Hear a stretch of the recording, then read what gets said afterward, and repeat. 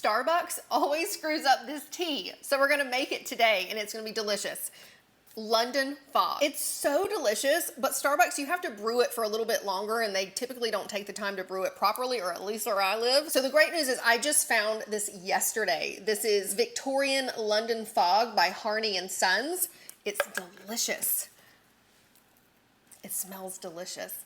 London Fog came to be in the Victorian era, hence the name, and it has vanilla and lavender. It's absolutely delicious. It's great hot or it's great iced. A cool way to brew this tea, if you don't have like an iron teapot, is to get these little individual bags. You can actually take your loose leaf tea and place it inside. I'm gonna get one scoop of the tea.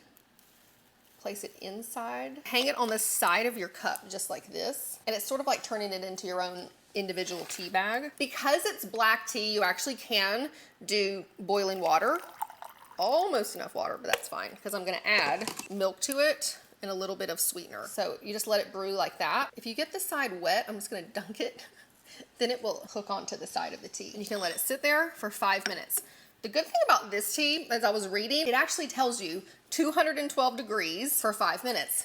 Thank you, we appreciate that. So no one messes up their tea. I find that a lot of tea brands don't tell you how long to steep the tea or not at what temperature. So then you can take a really nice tea and it can be really disgusting. But this is gonna be delicious. I'll have these tea bags linked so you can get some on your own. They're super handy. Then we remove our bag. Here's what I do. I use monk fruit erythritol sweetener, just so we're not using cane sugar. And I really, really like this sweetener. I'm gonna do 2 scoops, just because I'm feeling sassy today. I'm gonna stir that up. Also, no spoons allowed. You have to use a rhinestone stirrer. It's just more fun that way, I promise. I really like this brand of plant milks because they don't have anything else in them besides water and the nut, which we like.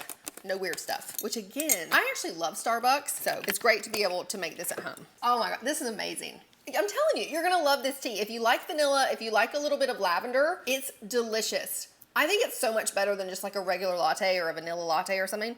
Oh, it's awesome. And if you make it at home, so much less sugar. Just for fun, just for shits and giggles, we're gonna put it in a Starbucks mug. I have it filled with ice. Please hope I can do this. Yes, yes.